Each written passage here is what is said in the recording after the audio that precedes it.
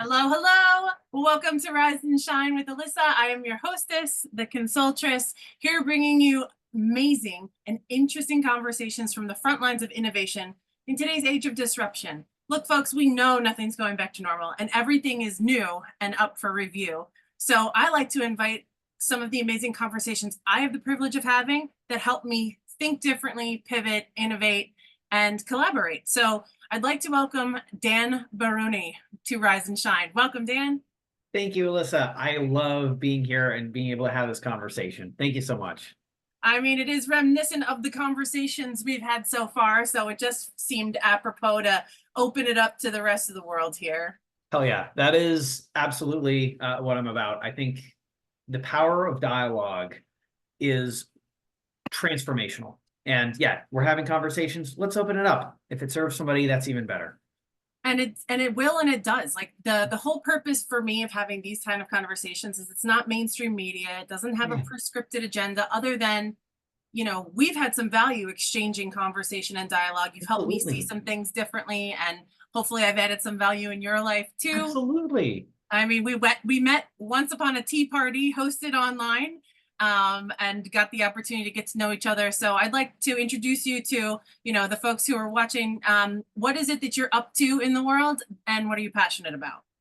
No, thank you so much. I love that. And I would just, echo what you say in that wherever we go, I know this is true for me, right? I am a product of all that has come before me. That phrase, we stand on the shoulders of giants, right? In the sense that I'm not Dan's self-created, self-made, here I am, look at me go. I'm a product of everybody who had a hand in my life, not just my parents and their parents, but the teachers and guides and mentors and everybody who has been a part of my healing journey along the way. And even, the hard lessons, I carry those nuggets with me. So, our dialogues, profoundly impactful. And then I take that bit of you with me wherever I go. And every single conversation that I have really for the rest of my life is informed by that action. And so in doing so, what I'm all about is, in a small sense, changing the world. And I say small because it happens through that sphere of influence, through the positive ripple, that small little ripple that we can make in our own lives by embodying the way we want to live. In this case, for me, the way I want to show up in the world every day and basically serve. Like, I'm here to be a light and also to be messy. I'm here to rattle some cages. I mean, on the journey of healing and also exposing the journey of fuckery that brought us to having to heal, right? I mean, 100%. It's all part of our global experience of life as a human being, right? Absolutely. So, the conversations that we have had, I think we got word nerdy a couple of times. Any insight since we've chatted about where to use the word integrity when describing someone and using it as an adjective? They're not integrous.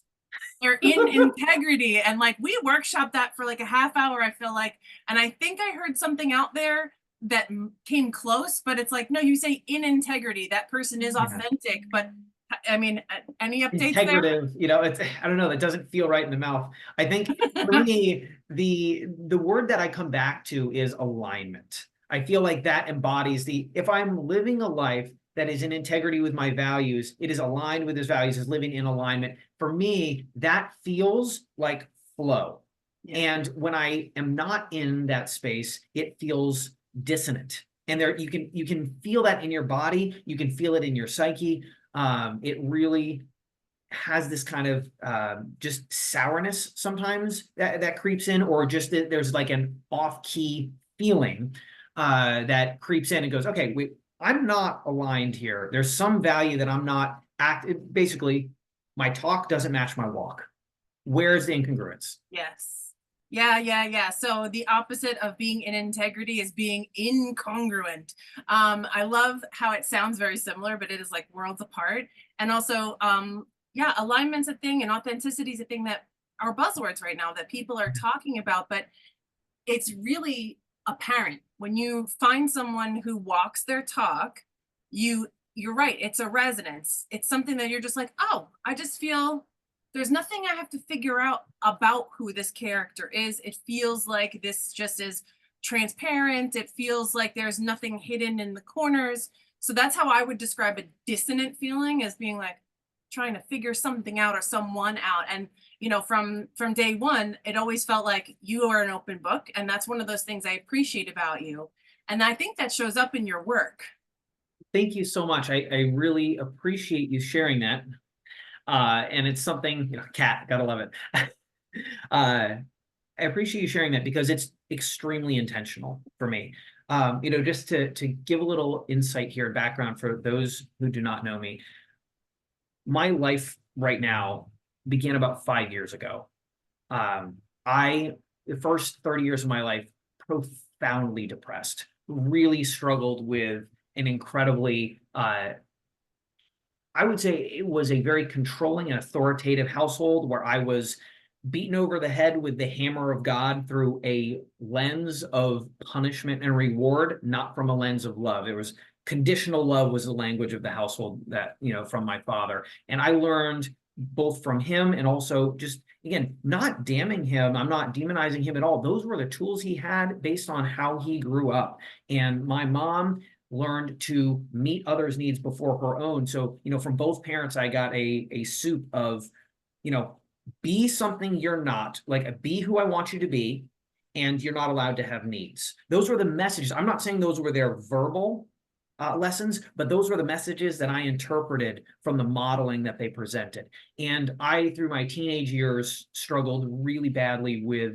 self-esteem, self-worth. It turned to self-loathing, and I hated myself. I had a really hollow life, and I kept trying to fill the void from outside of me. And our culture does a great job of telling us, chase the shiny, right? Go get the money, Yes. fill it with anything that you can, because then you're a productive member of society. You're part of the industrial machine that keeps on churning. And so I did that. I went into sales and ultimately found my way from automotive to insurance. And it was one of those things, where I obtained, I got all of this stuff. I got the house, the car, the family, and I was so miserable. I had no sense of who I was as anything of value. And ultimately, the short version of this is my life fell apart. I fell into substance abuse with alcohol, and my life fell apart. I ended up hitting this kind of bottom point where I was, had struggled with suicidal ideation for 15, 20 years at this point, since I was barely a teenager, and kind of was facing a really negative performance review at work. And when your entire self-worth is performative and you get told you're not good enough, that resonates with that inner message, that story of, oh, I guess this is true. For me, the bottom came out and I was like, I really truly here want to die. And it wasn't that I wanted to, but I wanted to stop hurting and I didn't know how. And so it was kind of one of those moment of truth, out of body experiences where I saw myself at a crossroads, and really clearly the message was, if I keep going on this road, I'm not going to make it. I can either do that or I can ask for help. And I truly committed to, I'm going to ask for help. I don't need to do it alone. And that was, where things started to shift. And I realized I'm going to need to be honest. I've never been honest with myself before. A master of self-delusion. Aren't we all? We are, but I'm going to be honest. And then I'm going to do whatever I have to do the work. And it was, again, I will give so much credit here to my therapist and mentor. His name is Jim, and he was the perfect fit for me. And I think we overlook that a lot. It's the fit is so vitally important, but he was the right fit for me. First person who really saw me as a human being, as who I was, and enabled me to use tools that I'd never been exposed to practice skills and to grow and not have to be enough or get there, just to be where I was and start to look inward. Just incredible amounts of healing and transformation took place over those, several years. And ultimately, he was the one who suggested the idea of going into coaching. And so I basically took a lot of the lessons that I had learned and the experiences that I have been through and used them as essentially a catalyst to bring the brand of personal guidance and coaching into the embodiment of what I do in serving clients who, perhaps similar to me, find themselves waking up going, I don't know who I am, or I've lost myself. how do I get my life back? Like, this isn't what I wanted, but I'm trapped in it. How do I get back on the trail? Yeah. And to your point of getting back on the trail, what that trail actually is just where you make the choice to continue traversing your journey, Yeah. right? That concept of get my life back. But are you really going backwards? Or is it more about honoring what's true in you and making choices that align, that are in integrity with who you want to become? Right? Because I think a lot of our society has a big bow around the achievement stuff, around Yeah. the, get the wife, the car, the kids, the picket fence, and, the awesome job. And there you are, and you'll be happy. But I think it's a myth that we all have to transcend at some point in time. And knowing that it's always a choice to transcend that myth is kind of eye-opening and revolutionary in today's day and age, where like everything's been disrupted. We're not going back to normal. We have some semblances of what was normal, but altogether, every single human on the planet right now is forging a new path, whether you're choosing it or by default going back to your rutted habits and, unconscious beliefs that you may or may not agree with. We are creating our future at every point in time. So having a guide who has lived the unconscious drudgery and misery and then, on purpose turned it around, I think that's a great light beacon that you can hold for people as they move forward into a life of their choosing, and not just like, do you want chicken or fish, but more about like, who do you want to become? Because, in today's day and age, we have so many tools at our disposal. We have so many, it's like the best time to be alive. But there's this big narrative out there that it's like the worst of times. Like, don't get me started to go back into literature right now, but like, this is the human condition. It is the best of times and the worst of times. How are you choosing to view it? I love that so much. Sorry about that notification. Uh, so much of It my was in God. on the conversation. Highlight this point. Remember it. Good. Go. All right. Thanks for being a good sport. So much of what we internalize is biased, right? It is this idea of our perspective, which is how we're interpreting information coming in. It's all based on what our brain is deeming as important, right? It's all based on our context, the contextual understanding of where we are and the pain points, the highlights for us. I think you're 100% right. Looking at, for example, me as a father, looking at my kids and going, wow, I like compared to, let's go with my parents versus, our generation versus our kids. The amount of emotional tools that they have, no one has ever had this kind of access to, I would say tools for emotional intelligence, well-being, about a real personal growth, development, mental health, all of this fantastically accessible, right? We've never had as much access to free knowledge as we have now. The world is more connected, all of these things. And we are realizing that, hey, there's also some real shit out there. And we have to be very mindful of, again, online safety. We're at a real threshold in regards to climate. There are, inflation is running pretty rampant. Things are expensive. So looking at all of it and going, yeah, there's no black and white here. It's all gray. What do I want to look at this as? What do I want to give my energy and my attention to? Because that's ultimately where we're going to, where we direct our energy is where it's going to grow. What we focus on expands Yes. 100,000%. Yeah. And there was a point in my life where I was taking up the mantle and like leading the charge against injustices. Yeah.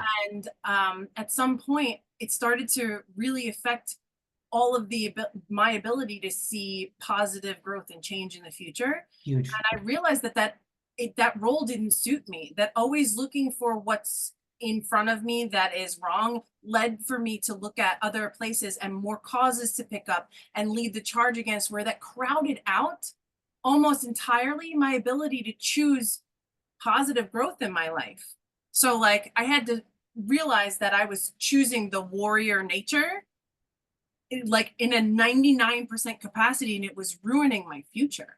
And I wasn't aware of it as it was happening to me. I Yeah. only became aware of it once I started to recognize, like, I'm a naturally happy person. I enjoy people. I'm kind of bubbly, right? Yeah, no, When I started absolutely. to realize that all I was seeing was, the doom and gloom, I'm like, hey, wait, hold on.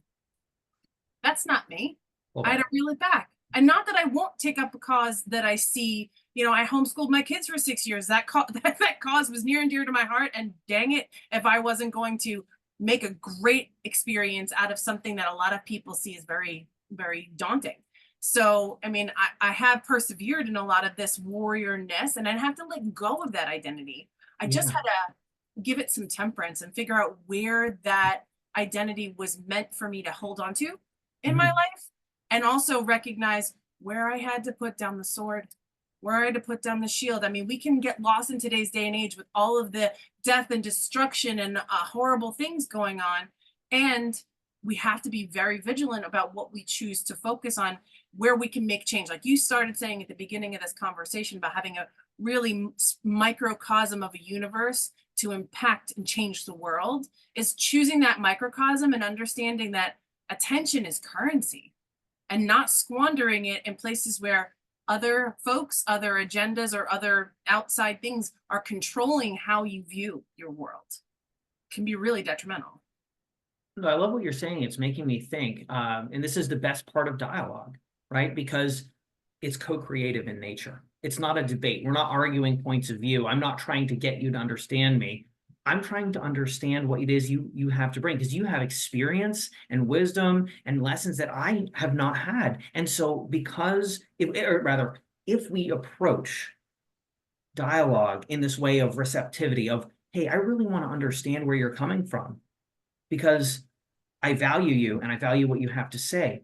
I stand a much greater chance of learning and growing and being in a receptive mode rather than projecting and going, hey, I've got to convince everybody that I'm right, which is, I feel like so much of society, it's very, especially with the internet, very tribal, right? There's this, I see so much polarity in places of discourse now where it's either right or wrong, you're with us or against us, and there's so much division. And for me, my heart wants connection. And so this idea of, for me, this microcosm, again, the idea of changing the world isn't from this grandiose place of like, oh, I'm gonna make a difference and somehow that'll be worthwhile. It's more for me of going, hey, I've been given a gift because I thought for so long that my life was pointless, and realizing that I actually do have worth and I have value simply because I am the end, right? That is it. I am here. That's it. There's no other reason. And so in taking that forward, going, I've really found presence and purpose and the ability to choose what matters. And I think that's something we all possess. And I feel very compelled even to share that with people who are struggling in a similar light, being told you don't matter unless you produce, which very much is our culture, to go, no, you matter.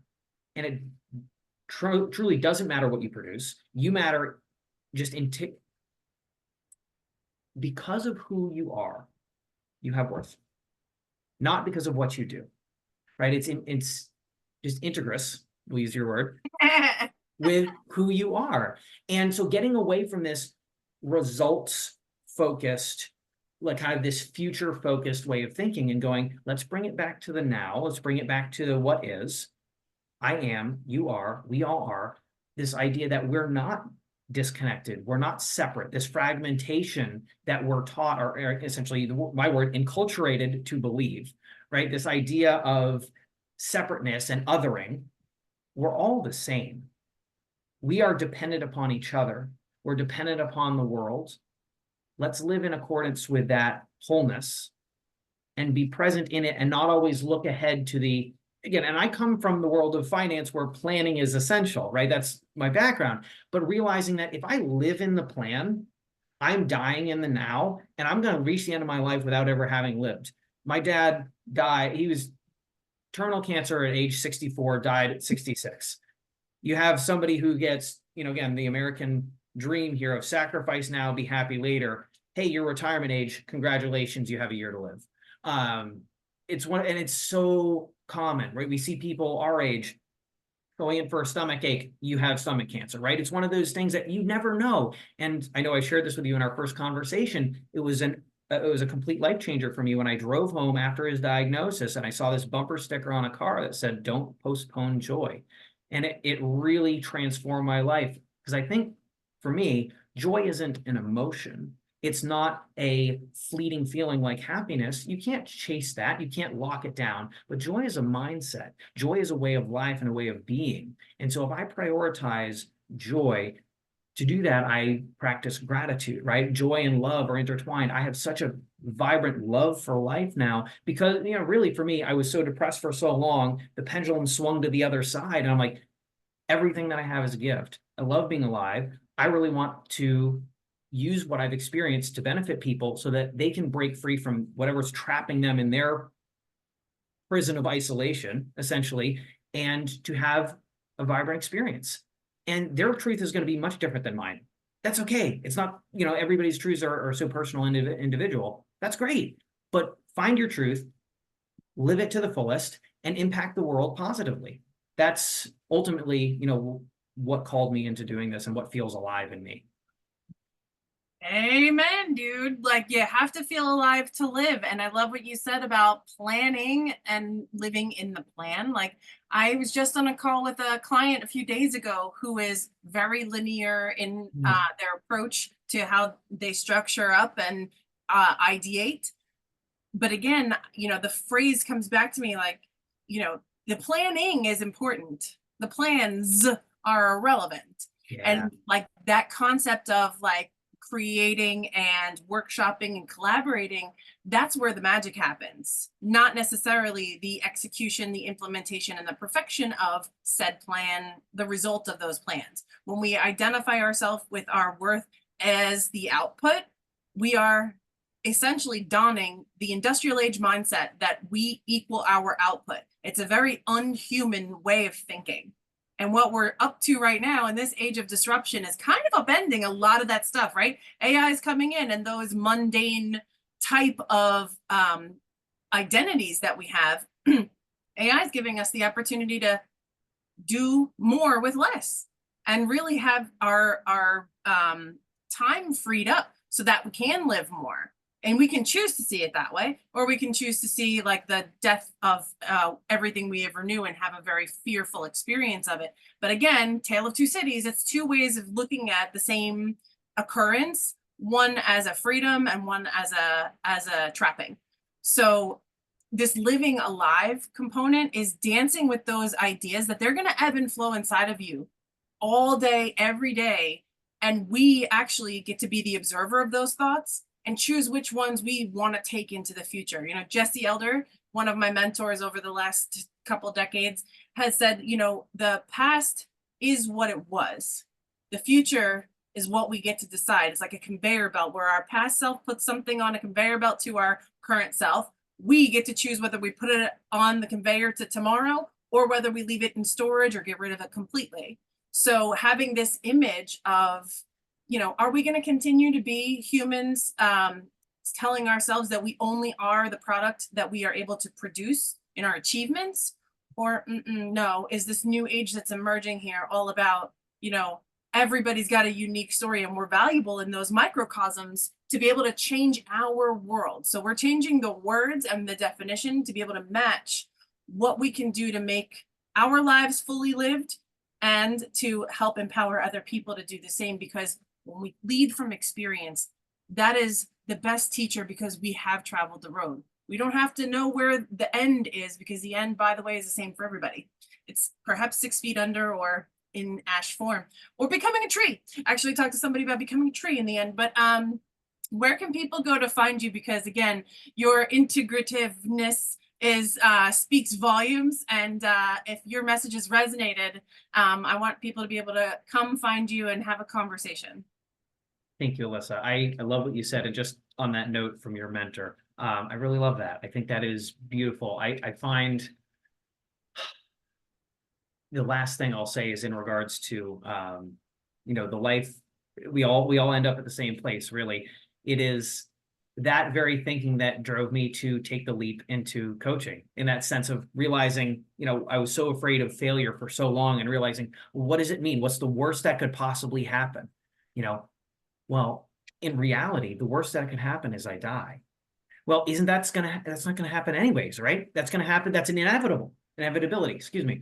That's an inevitability. So we always hear people, this kind of ties back into my dad's diagnosis. We always hear people going, oh, if I knew I had such and such time left, I would have done things differently. I would have done X, Y, and Z. And going, we do know that. You just don't know exactly when, but you know that you're going to die. In this case, I knew I'm going to die at some point. I don't want to let anything pass me by. Any regret that I have, I want it to be from something that I did and learned a valuable lesson, in which case it's not a regret, right? I think it was Nelson Mandela that said, I'm either winning or I'm learning. So in the result, like, go be messy, make mistakes, because they're not mistakes. They're opportunities to learn and grow and become, to choose. I just have to say, in your head it's Nelson Mandela, in my head it's Jason Mraz. Like, win some or learn some. No, I love it. So in that vein, to answer your question, people can find me online at danbarone.com. I also have Dan Barone, my blog at Substack, danbarone@substack.com, to follow along with just exploring the trail, the journey of life, and what it means to reclaim your life. And for me, so much of this is about agency, reclaiming our power to choose and creating a life that lights you up, that feels alive. Yeah. And fully lived, right? Like, if we're not living, we're dying. And that is the very fork in the road that everyone's going to come to. So Dan, thanks a million for being here for this conversation today. And again, make sure you go out and connect with Dan. If you want to dive deeper, let us know in the comments what we should be addressing, what questions that you have, because Dan, I know this is not the last time that we will be together in this type of forum. So I appreciate you. Until next time, friends, we broadcast every Monday at 7:30 a.m. Eastern time. So stay tuned, click like, subscribe, and let us know what you think, so that we can keep bringing you innovative and inspiring content from the front lines of making what's now new your new normal. Okay? See you later, everybody. Ciao for now.